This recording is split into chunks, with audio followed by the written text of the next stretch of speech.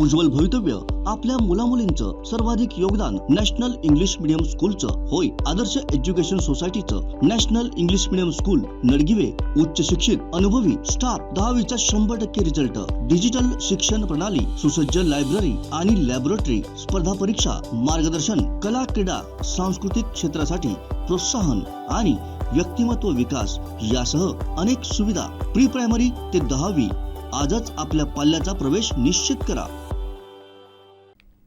वैभववाडी तालुक्यातील सोनाळी वाणीवाडी येथील जयश्री रामदास साटम या महिलेचा खून करण्यात आला। ही घटना मंगळवारी घडली।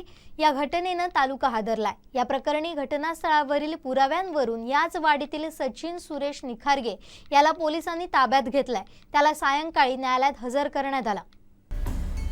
सोनाळी वाणीवाडी येथील जयश्री साटम ह्या आपल्या घरी एकट्याच राहत होत्या।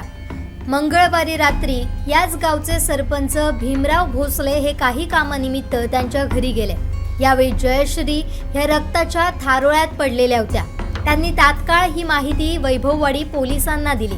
त्यानंतर पोलिसांनी घटनास्थळी जाऊन परिस्थिती जाणून घेत थेट श्वान पथकाला पाचारण केलं। पोलिसांचा श्वान घटनास्थळावरून थेट संशयित आरोपीच्या घरी पोहोचला। तसेच घटनास्थळी काही पुरावे पोलिसांच्या हाती लागले होते।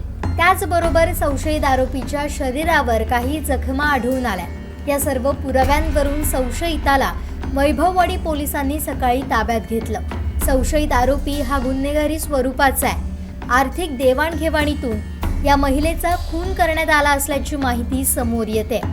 संशयित आरोपीनं महिलेच्या छातीसह मानेवर आणि पाठीवर कोयत्यानं सपासप वार केले। यात ती गतप्राण झाले। या घटनेच्या पार्श्वभूमीवर पोलीस अधीक्षक सौरभ कुमार अग्रवाल, नितीन बगाटे यांनी रात्री उशिरा घटनास्थळी दाखल झाले होते। आरोपीला सायंकाळी न्यायालयात हजर करण्यात आला। या प्रकरणाचा अधिक तपास पोलीस निरीक्षक फुलचंद मेघाडे करतायत।